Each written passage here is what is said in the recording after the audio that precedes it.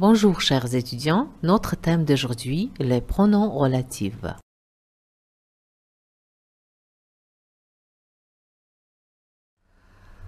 Le pronom relatif est un mot qui remplace un nom, un autre pronom ou toute une proposition, l'antécédent. Il sert à relier deux propositions, la proposition principale et la proposition subordonnée relative.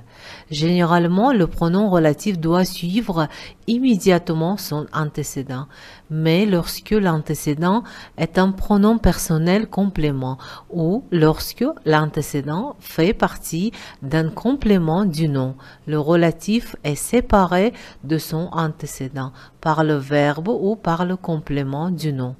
L'antécédent est généralement un nom ou un groupe de noms. Par exemple, les enfants chantaient des vieilles chansons de France que tout le monde connaissait. Un pronom personnel ou démonstratif.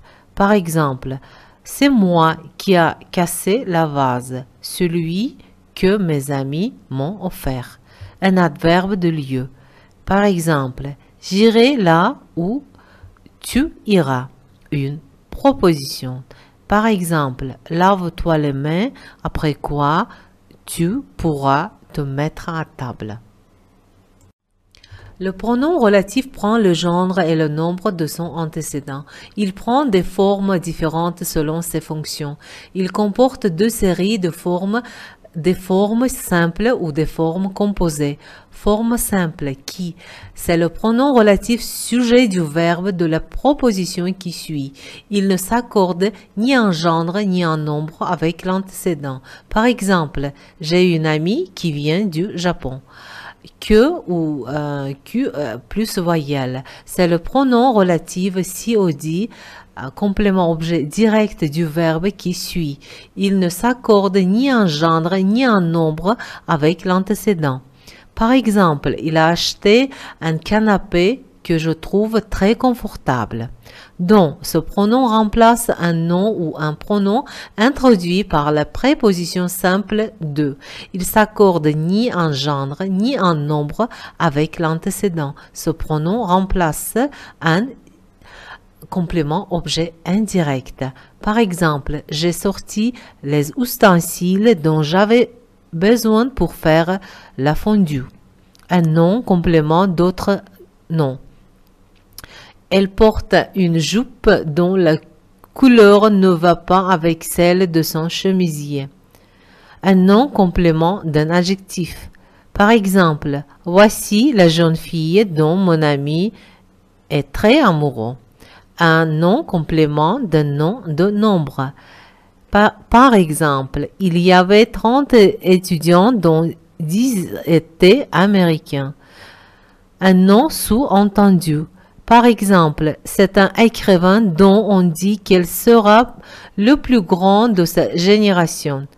Mais attention, on ne peut pas employer le pronom ni avec le pronom en, ni avec l'adjectif possessif son.